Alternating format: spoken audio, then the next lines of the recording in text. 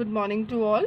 In today's lecture, we'll discuss the negative and positive impacts of new economic policy, which was also called as LPG, liberalization, privatization and globalization.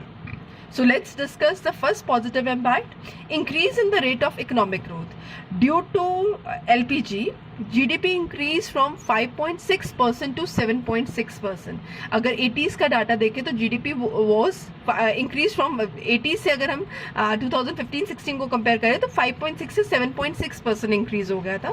But ये जो GDP में increase हुआ था इसमें major contribution जो है that was of service sector, not of agriculture and industrial sector. जो GDP में इंक्रीज था उसमें सबसे ज्यादा कंट्रीब्यूशन जो सेक्टर का था that was service sector, which was hijacked by MNCs.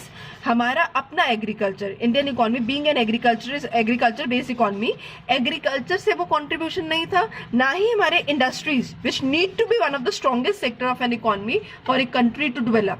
तो ना तो वो इंडस्ट्रियल सेक्टर से कंट्रीब्यूशन था, ना ही वो एग्रीकल्चर से. That contribution major part was coming from the service sector. Second positive impact was, अगर इसी में अगर देखें तो बेटा इकोनॉमिक ग्रोथ रेट जो है वो करंट ग्रोथ रेट जो है इंडिया का मोर देन 8% है, which is a very good sign. Next one, inflow of foreign investment. हमने जब अपनी इकोनॉमी को वर्ल्ड के लिए ओपन अप किया, क्वालिटेटिव एंड क्वांटिटेटिव रिस्ट्रिक्शंस खत्म की और कम की कुछ सेक्टर्स में, तो उससे foreign direct investments and foreign institutional investment दोनों ही इंडिया में बढ़ गई. अगर कंपेयर करें तो from $100 million to $36 billion. The increase has been many times. 100 million से 36 billion. The foreign direct investment and foreign institutional investment together increased too in 2015 and 16. और इसमें increase major break तब आया जब make in India project which was launched under the leadership of प्रधानमंत्री नरेंद्र मोदी. तो उसमें हमने देखा कि हमारी कंट्री में फॉरेन डायरेक्ट इन्वेस्टमेंट्स जो है that have increase by 48%, which is a major achievement for India. Foreign direct investment जो कंट्री की प्रेजेंट कंडीशन है, जो कंट्री की प्रेजेंट डेवलपमेंट है, that is all because of हमने अपनी इकोनॉमी को 1991 में ओपन अप किया. अगर हमने अपनी 1991 में ये न्यू इकोनॉमिक पॉलिसी अडॉप्ट ना की होती तो आज इंडिया कहीं बहुत पीछे रह चुका होता डेवलपमेंट में. ये जो भी डेवलपमेंट है, चेंजेस हैं, जो present what we are living is, it is all because of the changes that were introduced, जिसका बेस हमने 1991 में ले डाउन किया.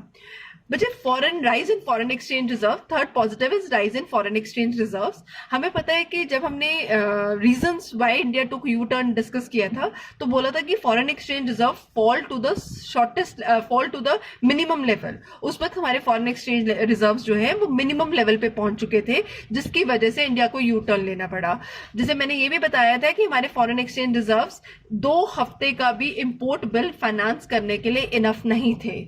जब 1991 में हमने न्यू इकोनॉमिक पॉलिसी लॉन्च की, मेजर इकोनॉमिक रिफॉर्म्स इंट्रोड्यूस किए, उसके बाद foreign exchange reserves of India increase from $2586 million at the end of March 1995 from $3962 million इन 1989-90. ये $25186 थे 1995 में, जबकि 89-90 में जब हमने ये पॉलिसी लॉन्च की थी दे were just $3962 million. That means increase has been many times after the introduction of new economic policy. This is all because हमने फॉरेन रिलेटेड जितनी भी रिस्ट्रिक्शन थी, चाहे वो एक्सपोर्ट पे थी चाहे इंपोर्ट पे थी, सबको इजी कर दिया, सबको सारी ट्रेड रिस्ट्रिक्शंस को कम कर दिया और कुछ को बिल्कुल खत्म ही कर दिया, ताकि इंडिया के foreign exchange reserves export and import से बढ़ाए जा सके. अगर एट प्रेजेंट की इंडिया की कंडीशन चेक करें तो India is the 6th largest, बच्चे minded, 6th largest foreign exchange reserve holder. World में इंडिया की position 6th largest foreign exchange holder की है, which is a very good position. हम इस लेवल से उठे हैं $3962 million, जहां पे हमारे पास फोर्टनाइटली भी पेट्रोल बिल पे करने की हालत में नहीं थे, उससे we increase to $25186 million at the end of March 1995.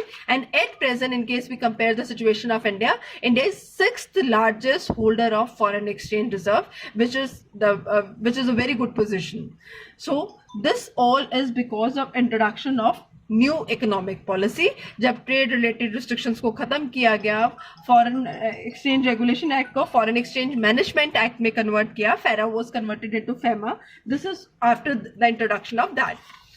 Further बच्चे अगर इसकी एडवांटेजेस डिस्कस करें, एक्सपोर्ट्स हमारे बढ़ गए हैं. अब फॉरेन मार्केट में बहुत सारी गुड्स हैं जो पहले हमारी कंट्री में से एक्सपोर्ट नहीं होती थी, वो एक्सपोर्ट्स होती हैं.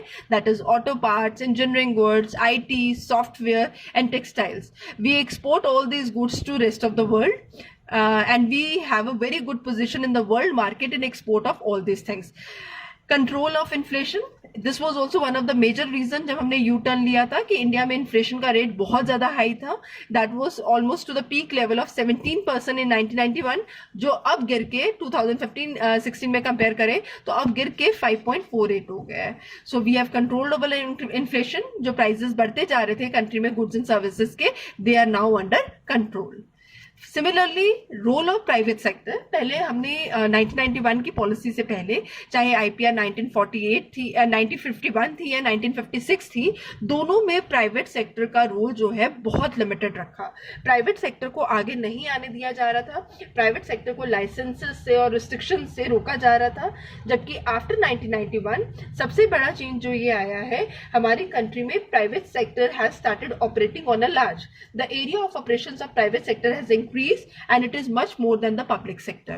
उनका area of operation public sector के कंपैरिजन में बहुत बड़ा हो चुका है. They hold a major position और they are playing a leading role in the development of a country. So these are the positive impacts of LPG. अगर major की बात करें कि इनमें से मेजर कौन से थे, एक तो इन्फ्लेशन हमारी कंट्रोल हो गई है, फॉरेन एक्सचेंज रिजर्व्स जो हैं हमारे बहुत अच्छे लेवल पे पहुंच चुके हैं, फॉरेन डायरेक्ट इन्वेस्टमेंट्स और फॉरेन इंस्टीट्यूशनल इन्वेस्टमेंट्स इंडिया में बढ़ गए हैं. India has got the reputation in the world market and export of certain goods. So these all are the positive impacts of LPG.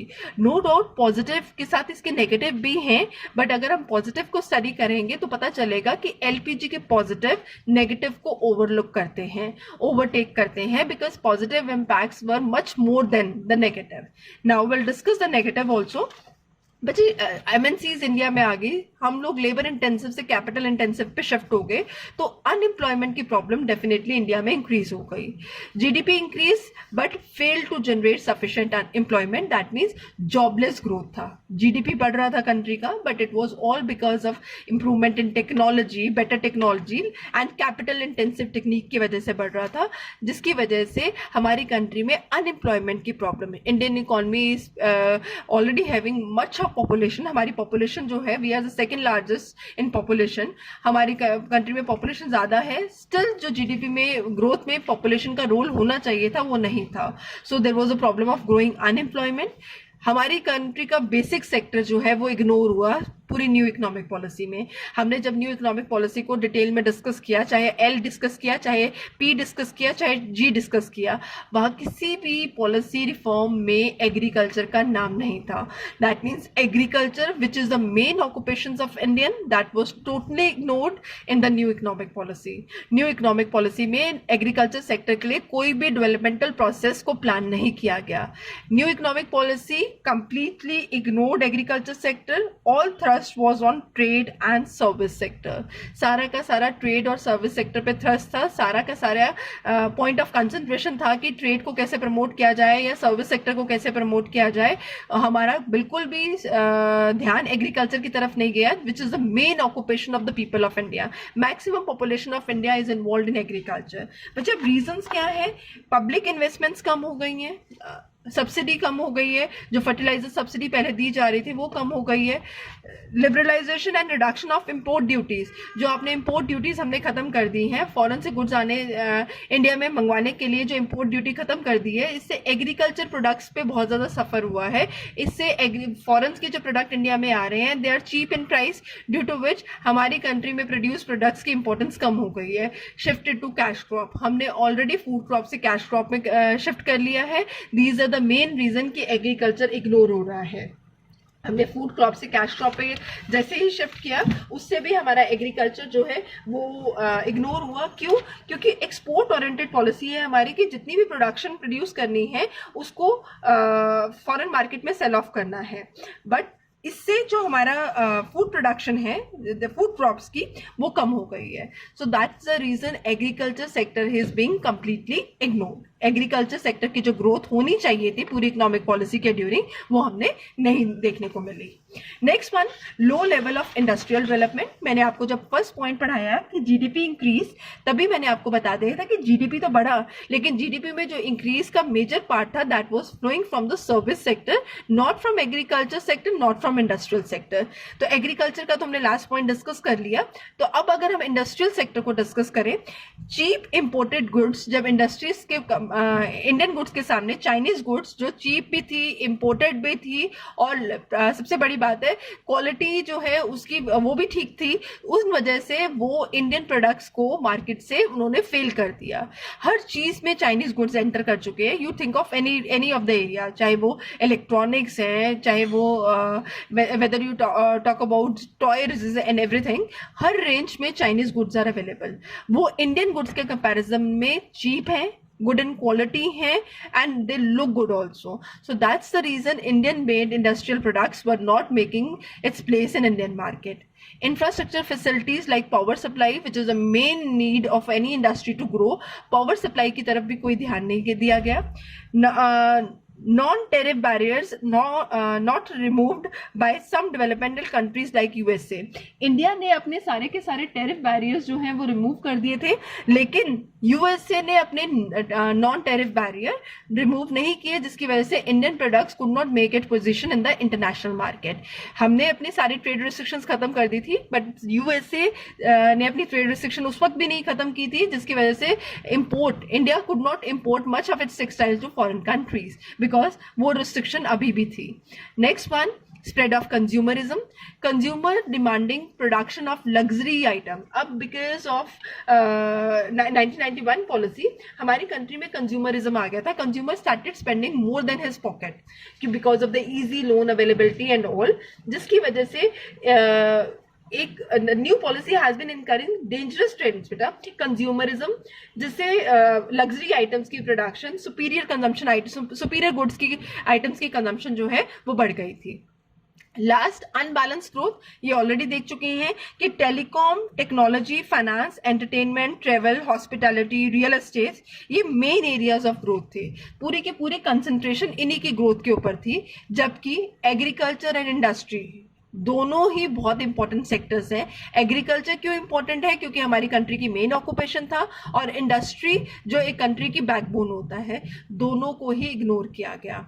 So agriculture and industry were ignored, whereas technology, telecom, finance, entertainment, travel, hospitality, ये सारे service sectors की growth बहुत ज्यादा हुई. So overall it had an unbalanced growth that was being witnessed off. So these are all together positive and negative impacts of LPG, that is new economic policy. Then also will say कि positive impacts जो हैं वो negative से ज्यादा हैं. जो country की present position of development है उनकी रूट्स 1991 में ले डाउन कर दी. अगर हम 1951 की इंडस्ट्रियल पॉलिसी या 1951 की को एज अ बेस लेके कंट्री को डेवलप करते तो कंट्री की प्रेजेंट पोजीशन से हम बहुत पीछे होते. The all changes that were being introduced in 1991 they serve as a base for country's development. जो आज कंट्री की डेवलपमेंट है उसका बेस 1991 था, नॉट 1951. अगर ये चेंजेस हम इंडिया में इंट्रोड्यूस ना करते तो इंडिया अभी भी एक क्लोज्ड इकोनॉमी होता. क्लोज्ड इकोनॉमी की वजह से हमारी डेवलपमेंटल प्रोसेस एट प्रेजेंट से जो है उससे बहुत पीछे होती. So definitely the positive impacts of LPG are much more than the negatives. The weightage for the positive is higher than that of the negatives.